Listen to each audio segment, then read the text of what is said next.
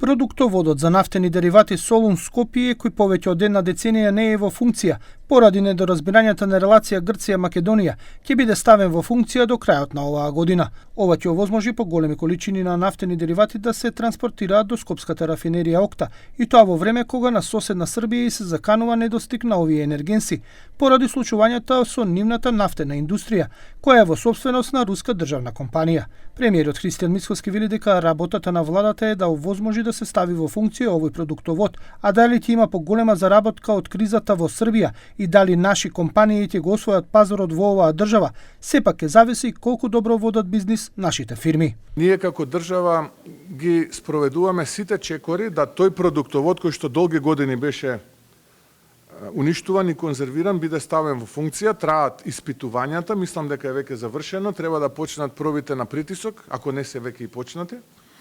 Знам на влада помина и ценовникот, така што очекувам оваа година да биде тој продуктовод ставен во функција, а потоа се разбира компаниите доколку најдат интерес да си понатаму преземат тоа што е нивна работа. Составањето во функција на овој продуктовод ќе се реализира и една од точките на Преспанскиот договор, кој предвидува ова прашање да биде решено во најбрз можен рок. Тоа беше предвидено во членот 14.4 од договорот.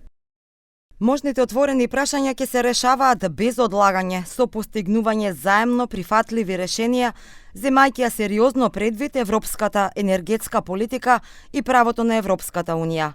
Првата страна ќе помогне на втората страна преку соодветен трансфер на знаење и експертиза. Дека прашањето со овој продуктовод требаше да се реши после потпишувањето на Преспанскиот договор беше потврдено и при посетата на грчката владина делегација на Скопје во април 2019 година, предводена од тогашниот нивен премиер Алексис Ципрас, каде една од главните точки беше токму и ова прашање. Инаку, овој продуктовод долго време беше отворено политичко-економска тема меѓу двете држави. Се смета дека со негово повторно пуштање во работа Окта нема да го засили само уделот на македонскиот пазар, каде што снабдува околу 75% од потребите со гориво во државава, туку дополнително ќе се позиционира и во Косово, но со можност сериозно да навлезе и во Србија, пред се во нејзиниот јужен дел.